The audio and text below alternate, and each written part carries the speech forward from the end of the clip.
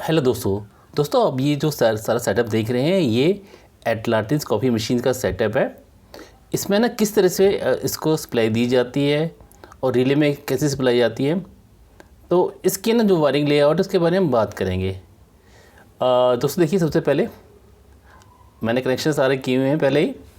तो यहाँ पे ये देखिए एक सॉकेट है, C14 सॉकेट है, यहाँ से इनपुट सप्लाई दी जाती है।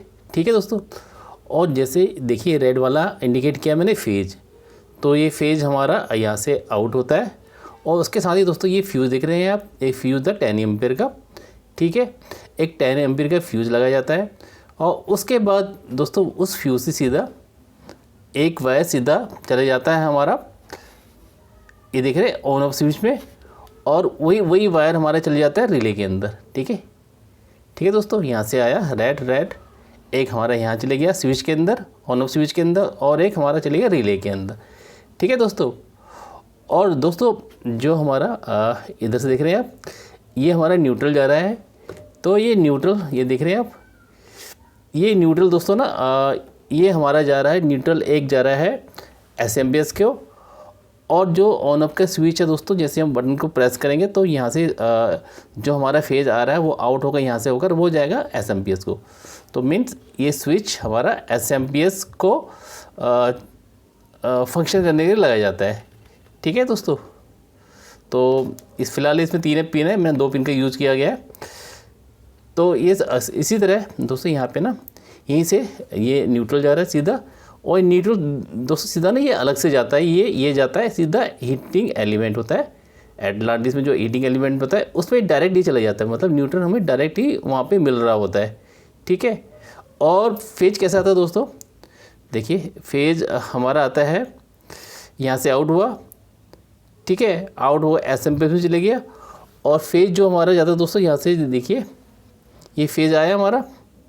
ठीक है, ये फेज गया रिले के अंदर, और जब ये रिले ना दोस्तों जब PCB कंट्रोल करती है ना कि अभी पानी हमारा गर्म नहीं है, तो उसको सप्लाई मिलती है यहाँ पे 24 वोल्ट सप्लाई मिलती है रिले को, और रिले ऑपरेट होता है।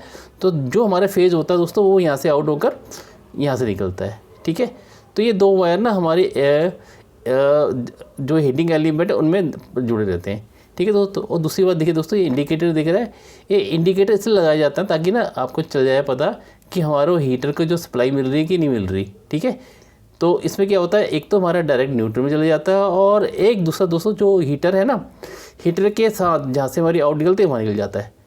ठीक है, तो इसके कनेक्शंस ना दोस्तों मैंने कर लिए हैं। अब ना इसमें ना इनपुट सप्लाई देते हैं और देखते हैं कि ना ये कैसे काम कर रहा है।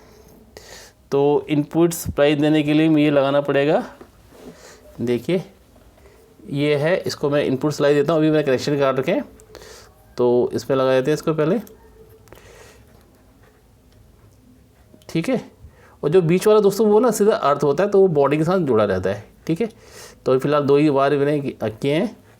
ठीक है, इसको ऐसे लगा लिया, और दोस्तों ना ये इसके कनेक्शंस, इसको ना स्लीव को ढंग से लगा देते हैं, और ये हिले ना इसलिए ना यहाँ पे ना एक टेप लगा देते हैं ना, ये देखिए, ताकि ये यहाँ से हिले ना। ठीक है, फ्यूज़ में लाइव करंट आ रहा होगा। चलिए ठीक है, यहाँ पे है। अब दोस्तों ना इसको हम सप्लाई देते हैं, इसी सप्लाई देते हैं इसको। चलिए, इसको ना सॉकेट में लगा रखा है मैंने। अभी देखिए SMPS से कोई लाइट नहीं जल रहा है, और यहाँ से मैंने स्विच को मैंने बंद किया हुआ अभी। ठीक है, ये बंद किया हुआ मैंने। चलिए एक बार यहाँ सप्लाई देते हैं।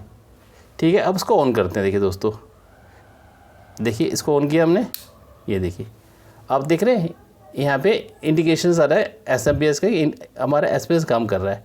ठीक है, लेकिन यहाँ पे देख रहे हैं आप, यहाँ पे ना कोई इंडिकेशन नहीं आ रहा है कि हमारी हीटर सप्लाई मिलेगी नहीं मिल रही। हीटर सप्लाई कब मिलेगी, जब रिले को 24 वोल्ट मिलेंगे, और 24 वोल्ट मिलते ही है ना ये अपने कॉन्टेक्ट चेंज करेगा। ठीक है, रिले में जैसे आपको पता है दोस्तों, एक नॉर्मल कनेक्शन होता है, एक अदर कनेक्शन होता है, पोल्स होते हैं इसके अंदर। जैसे ही पोल्स होता है ना, जैसे ही आपस में जुड़े रहते हैं दोनों, जैसे सप्लाई मिलते हैं तो पोल्स के जो कनेक्शन दूसरे में हो जाते हैं। ठीक है, तो ये मूवमेंट करता है। तो अभी देखिए इसको बंद करके है मैंने। अब देखिए दोस्तों, इसमें अगर मैं 24 वोल्ट देता हूँ तो यहाँ पे देखेंगे आप कि यहाँ पे ना ये इंडिकेटर जलता कि नहीं जलता। तो एक बार मैं बंद कर देता हूँ। देखिए जब तक स्विच ऑन नहीं करेगा तो यहाँ पे जो अभी कैपेसिटर होता है इसके अंदर दोस्तों, आपको दिख रहा होगा ना अभी ये लाइट जल रहा है, अभी कैपेसिटर होता है वो डिस्चार्ज होगा तो ये लाइट बंद हो जाएगा। ठीक है, तो जब ये ऑन होगा दोस्तों ना, उसके बाद इसको 24 वोल्ट की सप्लाई देते हैं। ये देखिए ये आ गया यहाँ पे लाइट्स। अपने एक बार 24 वोल्ट की सप्लाई देते हैं यहाँ पे। चलिए मेरे पास 24 वोल्ट का एक अदर सोर्स है।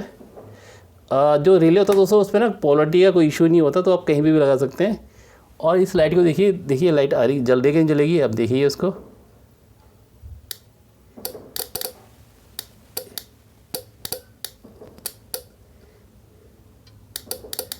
ये देखिए लाइट जल रही है यहाँ पे। हल्का सा है इंडिकेशंस नज़र नहीं आ रहा होगा आपको शायद, लेकिन रिले की आवाज़ आ रही होगी, तो ये रिले काम कर रहा है हमारा। ठीक है, तो ये ग्रीन कलर की एलईडी है, लाइट है, नियॉन बल्ब होता है इसके अंदर, तो ना इतनी चमक नहीं होती इसकी, लेकिन फिर भी दिखाने की कोशिश करता हूँ कि आपको दिखे। चलिए एक बार और देखते हैं। देखिए रिले कट कर रहा है तो उसका मतलब उससे काम करेगा। चलिए ये देखिए लाइट जलता हुआ नज़र आ रहा होगा आपको, ये देखिए। ठीक है, लाइट जल रही है यहाँ पे। तो इस तरह दोस्तों पूरा सर्किट ना ये काम करता है। ठीक है, तो दोस्तों दोस्तों इसके अंदर ना एक एलिमेंट लगा रहता है। ठीक है, 1500 वाट का होता है एलिमेंट, और ये फ्यूज़ 10 एम्पीयर का होता है। तो वो क्यों होता है दोस्तों ना, अगर इसको आपने ओम्स लॉ पढ़ा होगा ना, तो I इक्वल टू होता है V/R होता है ना। या पावर को आप करेंगे तो पावर को जब निकालेंगे दोस्तों ना, करंट निकालेंगे, तो पावर जो हमारी पावर होती है ना उसको डिवाइड करते हैं वोल्टेज से, तो हमारा करंट लगभग 9 एम्पीयर का करंट लगेगा। तो इसलिए हम ना इसको 10 एम्पीयर का लगाते हैं। ठीक है, अगर 2000 किलो वाट का हमारा एलिमेंट है तो इसलिए वो ना जो हमारा ये फ्यूज़ होता है ना, ये 10 एम्पीयर का हम लगाते हैं। तो दोस्तों ये मेरी वीडियो थी किस तरह से ना एटलांटिस कॉफ़ी मशीन में या दूसरी मशीनों में दोस्तों सभी का फंक्शन है जैसे ही होता है, सब में कनेक्शन जैसे ही होते हैं लगभग। तो मेरा वीडियो आपको दोस्तों अच्छा लगा हो तो प्लीज़ को लाइक कीजिएगा, और दोस्तों चैनल को सब्सक्राइब कर दीजिएगा। थैंक यू दोस्तों, थैंक यू।